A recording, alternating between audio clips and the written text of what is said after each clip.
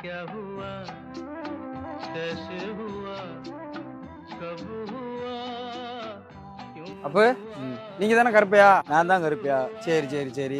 காலையில இளநீ பறிச்சுட்டு போனீங்கல்ல, அது நம்ம வீடு தான். இல்ல இனிமேனா நீங்க? ஆமா ஆமா, அவ மைந்தேன். சரி சரி. அப்பா பணம் வாங்கிட்டு வர சொன்னாப்ல. எவ்வளவு இருக்கு? 600. 600.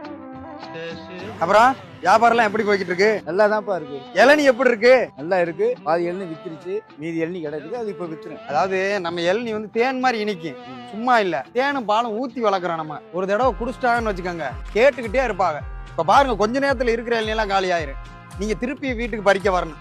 பாருங்க என்ன ஒண்ணு, இப்ப அண்ணன் குடிக்கிறாருல செவ்வழனி, இந்த மரத்துல மட்டும் ஒரு திருட்டு ஓனா அவனை சுத்திக்கிட்டு இருக்கு. அது என்ன பண்ணிருது, குறும்பையா இருக்கும் போதே வந்து கடிச்சு அதுல ஒண்ணுக்கு இருந்து வச்சது.